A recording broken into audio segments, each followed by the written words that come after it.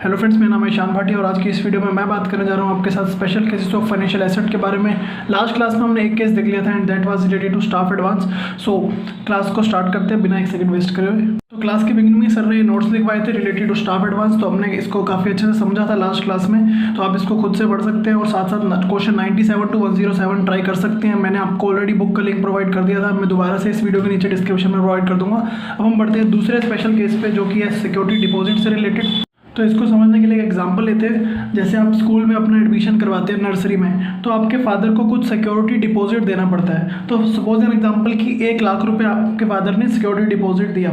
जब आप 12th complete कर लेते हैं या फिर आप उससे पहले भी जब भी आप स्कूल छोड़ते हैं, तो आपको पूरा का पूरा 1 लाख रुपया सिक्योरिटी डिपॉजिट की फॉर्म में जो आपने दिया था वो वापस मिल जाता है। पर ये जो पैसा आपको मिलता है इस पे जनरली कोई भी इंटरेस्ट नहीं होता है, होता भी है तो बहुत कम होता है। मार्केट रेट के हिसाब से बहुत कम इंटरेस्ट कैरी करता है, जनरली इस पे नहीं होता है। तो ये जो पैसे आपको मिलेंगे 15 साल बाद 1 लाख रुपए, इसकी प्रेजेंट वैल्यू आपने निकालनी है। तो प्रेजेंट वैल्यू आपको पता ही है कैसे निकालते हैं, मार्केट रेट के हिसाब से हम निकालते हैं। तो मार्केट रेट लगा के हम इसकी प्रेजेंट वैल्यू निकालेंगे।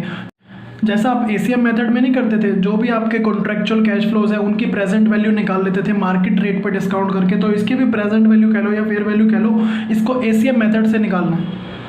तो जैसे ही आपको यहाँ पर प्रेजेंट वैल्यू मिल जाएगी या यूँ कहें फेयर वैल्यू मिल जाएगी, तो आप देखना है कि आपने एक्स्ट्रा अमाउंट कितना डिपॉजिट कराया। 1 लाख रुपए आपने डिपॉजिट कराए थे और ये जो 15 साल बाद आपको पैसे मिलने वाले हैं उसकी प्रेजेंट वैल्यू आपने निकाल ली। तो दोनों का जो डिफरेंस है वो आपका रहेगा एक्सेस अमाउंट। तो ये जो एक्सेस अमाउंट आपने पे करा है, इसमें आपकी 2 चीज़ें आती हैं। आपको ये देखना है कॉन्ट्रैक्ट की वजह से आपको ये जो सिक्योरिटी डिपॉजिट देनी पड़ी, कॉन्ट्रैक्ट में आपने जो सिक्योरिटी डिपॉजिट दी है, क्या उसमें फ्यूचर इकोनॉमिक बेनिफिट है। अगर फ्यूचर इकोनॉमिक बेनिफिट है, इकोनॉमिक बेनिफिट क्या होता है, ऐसी चीज़ जिससे आपको कोई धंधे में फ़ायदा मिल रहा हो, जैसे आपकी इनकम बढ़ रही हो या एक्सपेंसेस कम हो रहे हो। तो अगर इसमें फ्यूचर इकोनॉमिक बेनिफिट है तो आप इसको अमोर्टाइज करेंगे over the period of contract. अगर इसमें फ्यूचर इकोनॉमिक बेनिफिट नहीं है तो आप इसको इंस्टेंटली P&L में दिखा देंगे। इसमें सर ने काफ़ी अच्छा एग्जाम्पल लिया था। तो एक हिंदी पत्रिका वालों ने सर को अप्रोच करा और कहा कि आपका जो सेटअप है जिससे आप लाइव जाते हो, कि हमें लीज पे दे दो, और साथ साथ इसमें VSAT और कुछ चीज़ें और लगाने को भी कहा। तो बदले में जो है वो रेंट देंगे सर को। तो सर को इसमें फ़ायदा लगा, तो सर ने कहा ठीक है ले लो, पर सिक्योरिटी डिपॉजिट देना पड़ेगा, क्योंकि सर को इसमें रिस्क लगा। इसीलिए सर ने इसमें सिक्योरिटी डिपॉजिट भी मांगा, क्योंकि रिस्क ये है कि यार अगर वो 2 महीने बाद ही छोड़ के चला जाए कि भाई नहीं चाहिए मुझे, अपना सेटअप वापस ले जाओ, तो सर ने उससे सिक्योरिटी डिपॉजिट भी मांगा। बट उन्होंने पूछा कि यार इस पर इंटरेस्ट कितना दोगे, तो सर ने कहा इस पर इंटरेस्ट बिल्कुल भी नहीं मिलेगा, नो इंटरेस्ट। तो वो जो न्यूज़पेपर वाला है उसे 3 साल बाद उतने ही पैसे वापस मिल रहे हैं जितने उसने अभी दिए थे। तो उसके लिए तो फेयर वैल्यू कम हो गई ना, आज के दिन उसकी वैल्यू तो फेयर वैल्यू तो कम हो गई ना उसके लिए।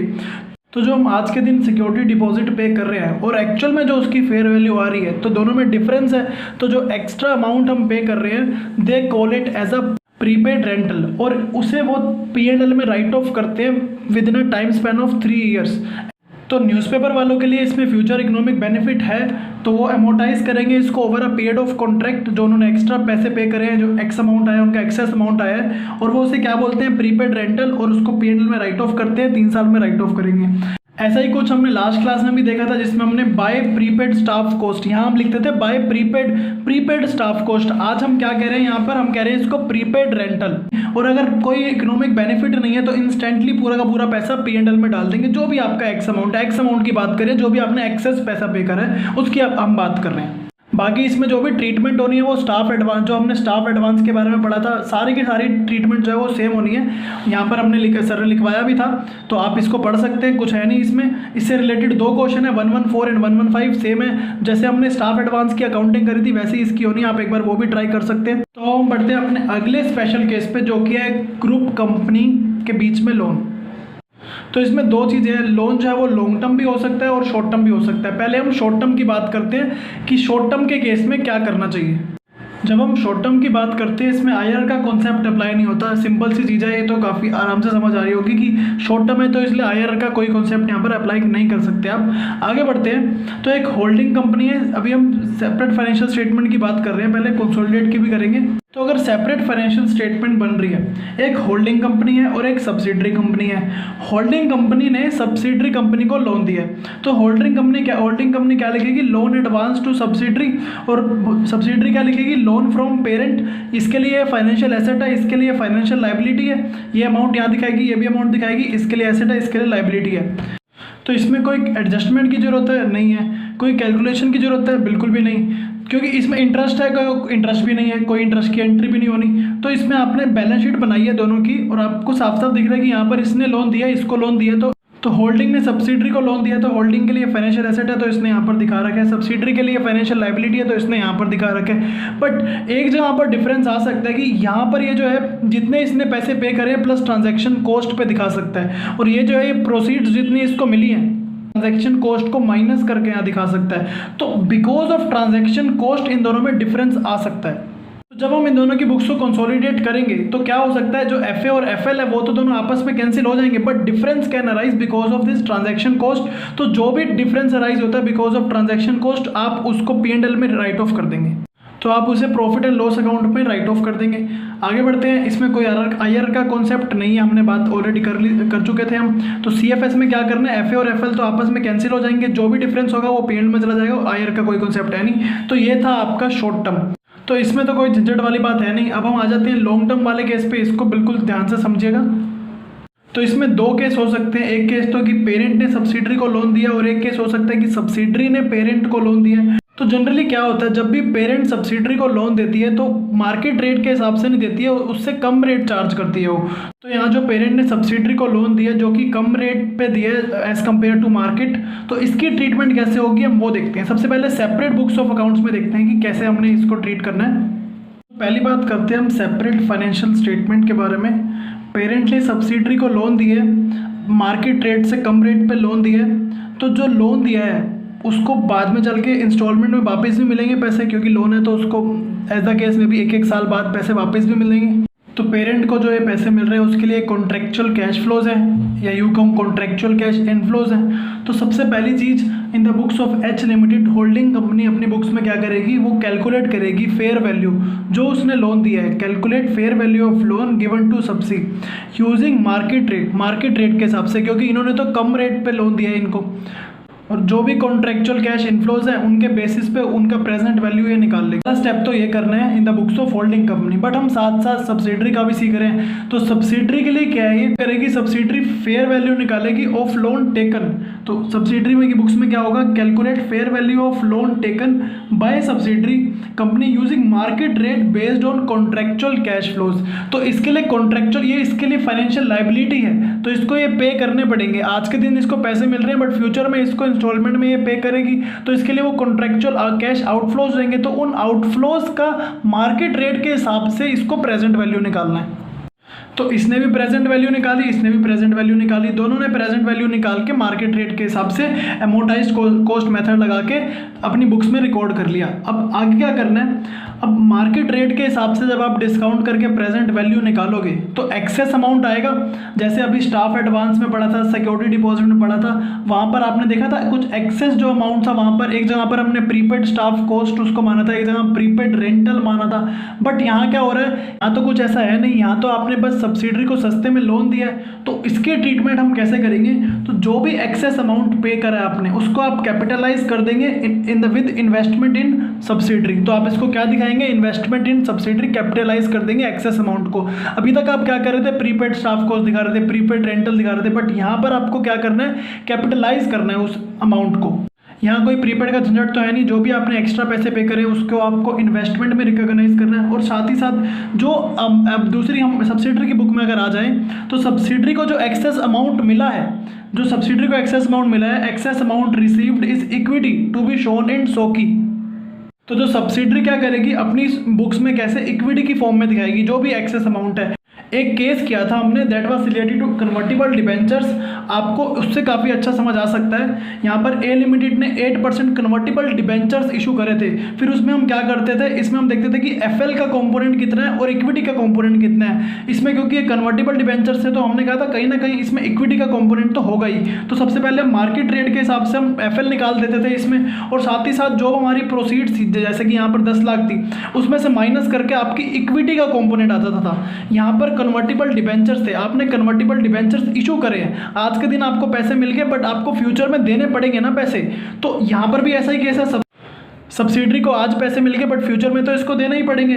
तो जैसे कि वहाँ पर उसने इक्विटी में रिकॉग्नाइज करा था, यहाँ पर भी ये इक्विटी में रिकॉग्नाइज कर रहे हैं, कोई अलग बात नहीं।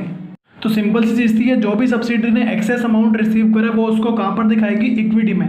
दो तो चीज़ हो गई है। तीसरी चीज़ क्या होगी, जो होल्डिंग कंपनी है वो फाइनेंशियल इनकम बुक करेगी एट मार्केट रेट, और जो सब्सिडरी कंपनी है वो फाइनेंशियल एक्सपेंस बुक करेगी एट मार्केट रेट। हमने ये चीज़ स्टाफ एडवांस अकाउंट में भी देखी थी कि जो भी आउटस्टैंडिंग अमाउंट होता था उसका हम 9% जैसे यहाँ पर लगा रखा है, जो मार्केट रेट है, तो मार्केट रेट के हिसाब से ही आप यहाँ पर फाइनेंशियल इनकम बुक कर देते हैं। ये चीज़ चाहे हमने एग्रीड जो हमारा रेट है वो चाहे कम हो, लेकिन आपने जो फाइनेंशियल इनकम बुक करनी है वो मार्केट रेट के हिसाब से ही करनी है। और साथ साथ जो सब्सिडरी है वो सब्सिडरी अपनी बुक में क्या करेगी, सब्सिडरी अपनी बुक में फाइनेंशियल एक्सपेंस बुक करेगी, तो उसे भी मार्केट रेट पे फाइनेंशियल एक्सपेंस बुक करने पड़ेंगे। जैसे कि यहाँ पर मैं आपको दिखाता हूँ, 8% डिबेंचर अकाउंट बनाया था हमने। यहाँ पर हम फाइनेंस कॉस्ट दिखाते थे जो कि मार्केट रेट होता था, उसके हिसाब से हम यहाँ पर चार्ज करते थे फाइनेंशियल कॉस्ट। तो यहाँ पर वही सेम चीज़ बोली गई है। तो ये 3 चीज़ें करी आपने सेपरेट फाइनेंशियल स्टेटमेंट में। बट कंसोलिडेट होते ही क्या होगा, सबसे पहली चीज़, इसने जो लोन दिया इसके लिए एफ था, और इसने जो लोन लिया इसके लिए वो एफ था। तो ये लोन और ये लोन जो रेड में है, ये दोनों रेड वाले आपस में सेट ऑफ हो जाएंगे, कैंसिल हो जाएंगे।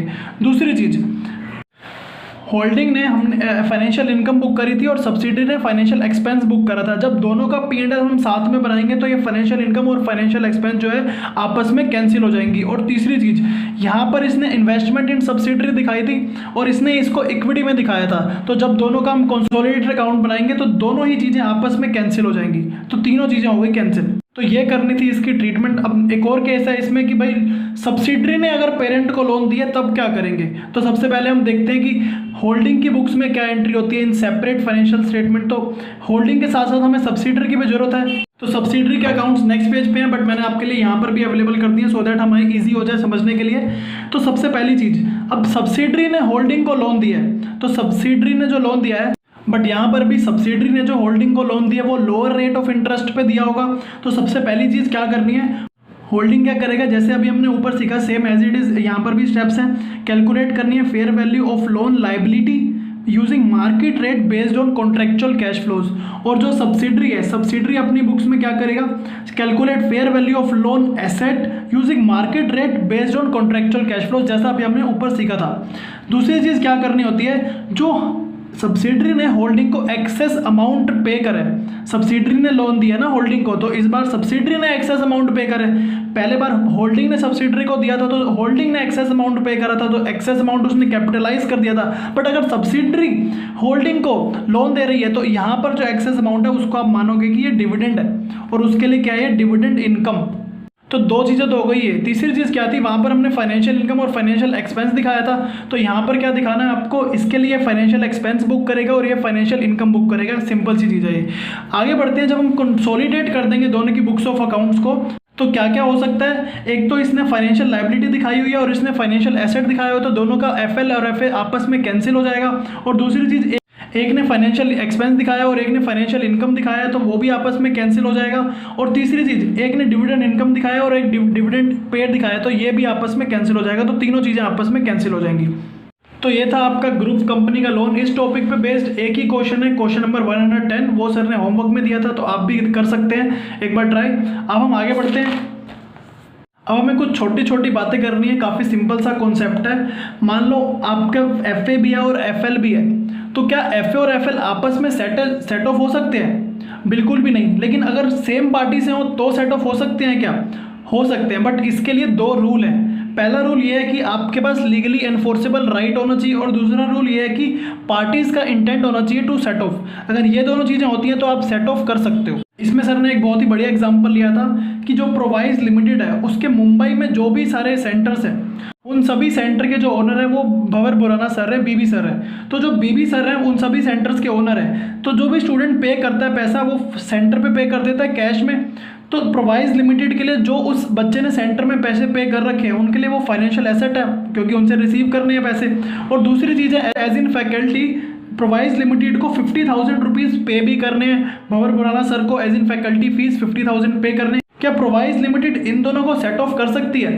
कर सकती है, लेकिन इसमें कॉन्ट्रैक्ट पे क्या लिखा हुआ है वो देखना पड़ेगा हमें कि कॉन्ट्रैक्ट में क्या लिखा हुआ है। तो प्रोवाइज के बीबी सर के साथ दो चीज़ें हैं, एज इन फैकल्टी वो पैसे देते हैं और एज इन सेंटर ओनर जो है वो पैसे लेने होते हैं। तो कॉन्ट्रैक्ट में दोनों पार्टीज की तरफ से लिखा होना चाहिए कि सेट ऑफ अलाउड है, और दूसरी चीज़ ऐसा भी ना लिखा हो कि सेट ऑफ करना इलीगल है। तो ये कॉन्ट्रैक्ट से समझ आएगा कि सेट ऑफ अलाउड है कि नहीं है। बाकी sometimes you intend to set off, sometimes you don't intend to set off, क्योंकि यार बीबी सर ऐसा भी तो कह सकते हैं यार मेरी जो फैकल्टी की फीस है आप मुझे वाली फीस दे दो, जो सेंटर से कलेक्शन है वो आप अलग से देख लेना, लेकिन अभी जो मेरी फैकल्टी की फीस है वो दे दो। तो हमें ये भी देखना पड़ेगा। तो जो आप सेट ऑफ कर रहे हो वो इलीगल नहीं होना चाहिए, मतलब आपके कॉन्ट्रैक्ट में या तो स्पेसिफिकली मैंशन हो, बट अगर स्पेसिफिकली मैंशन नहीं भी है फिर भी आप सेट ऑफ करना चाहते हो तो आपको ये देखना है कि वहाँ कॉन्ट्रैक्ट में ऐसा तो नहीं लिखा कि सेट ऑफ करना इलीगल है। तो इसमें दो चीज़ें थी, एक तो लीगली एनफोर्सेबल राइट हो और पार्टीज की इंटेंट होनी चाहिए, पार्टीज की इंटेंट होनी चाहिए टू सेट ऑफ। ठीक है जी, अब हम एक और छोटी बात करते हैं। तो हो रहा क्या है, यहाँ पर आपने एक लोन लिया 10 लाख रुपए का और उन लोन के पैसों से आपने बॉन्ड खरीदे हैं 10 लाख रुपए के। आप लोन लायबिलिटी को दिखाना चाहते हो एसीएम मेथड पे और बॉन्ड्स को दिखाना चाहते हो आप एफबीटी, ओसीआई, एसीएम या फिर एफबीटीपीएल मेथड पे। तो क्या ये पॉसिबल है? बिल्कुल भी नहीं। इंडिया सेज आपको जो ये लोन के पैसों से अगर आप कोई चीज़ खरीदते हो जैसे कि बॉन्ड खरीदे तो आप एक को एसीएम पर और एक को एफबीटी ओसीआई पर नहीं दिखा सकते। जैसे यहाँ पर हम कह रहे हैं कि बॉन्ड को हम एफबीटी ओसीआई पर दिखा दें और लोन जो है आपका लोन को आप एसीएम पर दिखा दो, तो ये पॉसिबल नहीं है क्योंकि इससे मिसमैच हो सकता है। तो टू अवॉइड मिसमैच और you can say to minimize mismatch, India says कि आप इसको एफबीटीपीएल पर दिखाओगे, इसको भी और इसको भी, दोनों को एफबीटीपीएल पर दिखाओगे। ये पॉइंट है, पॉइंट नंबर 14 जो हमने पहले कर चुके हैं ऑलरेडी, उसका एक पार्ट है। हमने पढ़ा था रिकॉग्निशन ऑफ फाइनेंशियल लायबिलिटी, इसमें एक पॉइंट था, वाला पॉइंट पढ़ लेते हैं पहले। तो sometimes financial liability are recorded at FVTPL to reduce mismatch in accounting. क्या कह रहा है, कभी कभी हमें फाइनेंशियल लायबिलिटी एफबीटीपीएल पे रिकॉर्ड करनी पड़ती है क्योंकि हमें मिसमैच कम करनी है अकाउंटिंग में। कब कब होता है ऐसा? It happens when financial asset are classified as FVT OCI, जैसे हमने बॉन्ड्स को एफबीटी ओसीआई पे दिखाया था, and these are financed by FL using ACM. तो एफएल को किस पे दिखा रहे थे हम? एसीएम पर। तो to reduce this mismatch both FA and FL are recorded using FVTPL. तो इस दोनों को चीज़ों को सही करने के लिए इंडिया सेज कि आपको एफबीटीपीएल पे दिखाना है दोनों को। तो अब एक छोटी सी बात और बची है, बट वो छोटी तो है बट उसमें मेहनत थोड़ी सी लगेगी। तो एक काम करते हैं, हम इस वीडियो के सेकंड पार्ट में उसको कवर कर लेते हैं। तो मिलते हैं सेकंड पार्ट में।